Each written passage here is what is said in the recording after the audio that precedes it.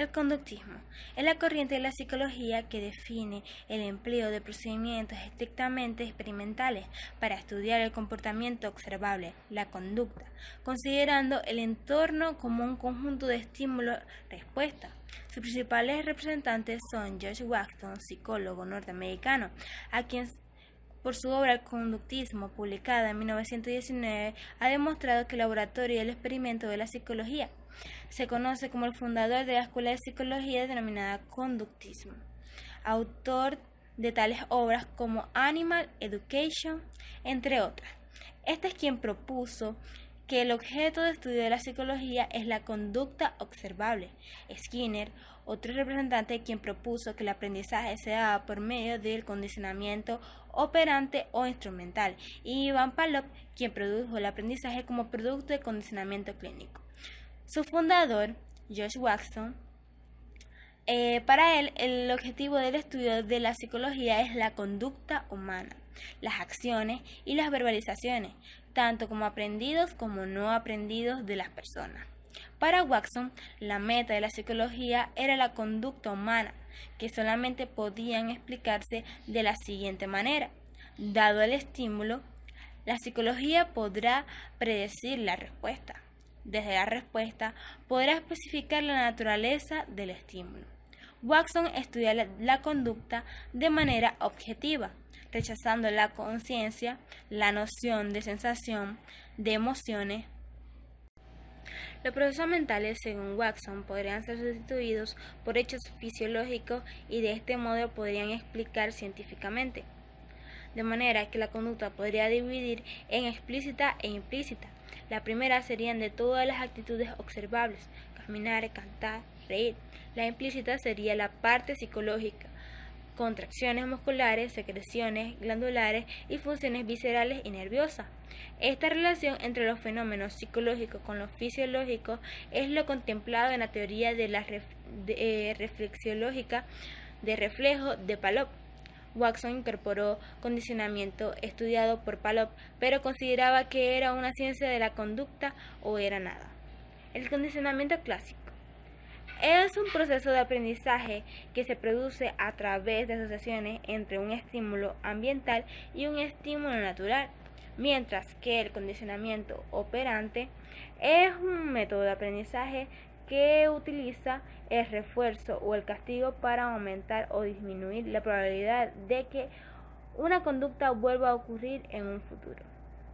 La diferencia principal entre el condicionamiento clásico y el condicionamiento operante es que el primero se refiere al aprendizaje de información sobre un estímulo, mientras que el segundo implica el aprendizaje sobre las consecuencias de la respuesta.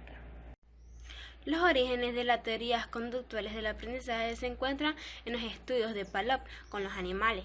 Aprendizaje dentro de la teoría conductual se define como un cambio relativamente permanente en el comportamiento, que se refleja una adquisición de conocimientos o habilidades a través de la experiencia. Los tipos de aprendizaje en la teoría conductual son el condicionamiento clásico, el conexionismo, el aprendizaje asociativo y el condicionamiento operante.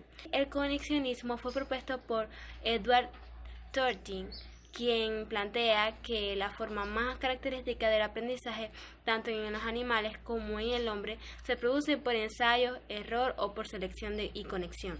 Sus principales experiencias fueron con gatos, a partir de los cuales formuló leyes de aprendizaje que son la de la asociación, ejercicio y efecto.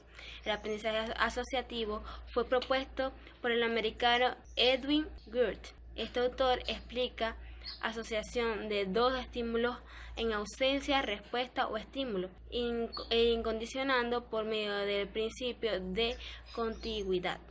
Para comenzar con esta temática interesante y abordar aquellos temas y aquellos planteamientos que realizó María Laguna, nos referimos a que la relación del conductismo con la educación tuvo su origen en los estudios de Watson, en un término más amplio que abarca la teoría de conocimiento, estímulo y respuesta. Esta teoría aplicada en el aprendizaje no es más que un vínculo asociativo entre un estímulo. Esto lo señala Matt, 1993. Un ejemplo de dicho vínculo estímulo utilizado en la educación es la que condiciona al estudiante la palabra examen, lo cual produce en la mente del participante un estímulo que condiciona un proceso neurofisiológico en él, y con ello las respuestas condicionan que logren la medición de su conocimiento. En otros términos, podemos decir que a lo largo del tiempo ha existido una relación muy íntima entre el conductismo y la educación, que a pesar del tiempo y de la evolución de otras teorías no ha cesado del todo, donde técnicas más aplicables en el campo ha sido condicionalmente operante.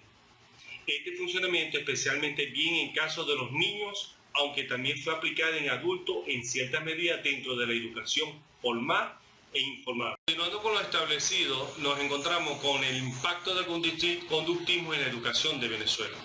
El conductismo ha tenido impacto en Venezuela que no solo ha sentado precedente en la educación, teniendo claro que para la década de los años 50 del siglo pasado en Venezuela solo el 10% de la población estaba sufriendo esas necesidades prioritarias. Nos encontramos con un país cuyo sistema educativo estaba estancado en plena dictadura. El que funcionaba lo hacía abajo en un enfoque de conductista. Ya para los años 80, con una nueva ley de educación, la base del conductismo seguía en su apogeo en las aulas de clase venezolana.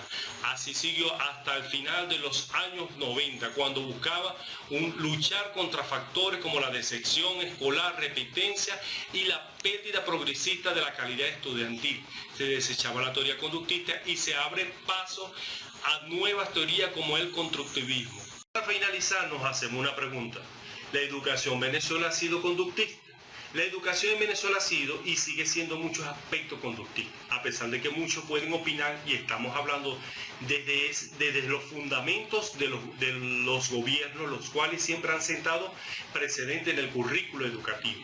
Los venezolanos han aprendido a vivir en las aulas y fuera de ellos, bajo un estímulo y respuesta, donde a un pleno siglo XXI, si nos portamos bien, somos premiados con servicios como el agua o la luz, y si protestamos somos refrenados.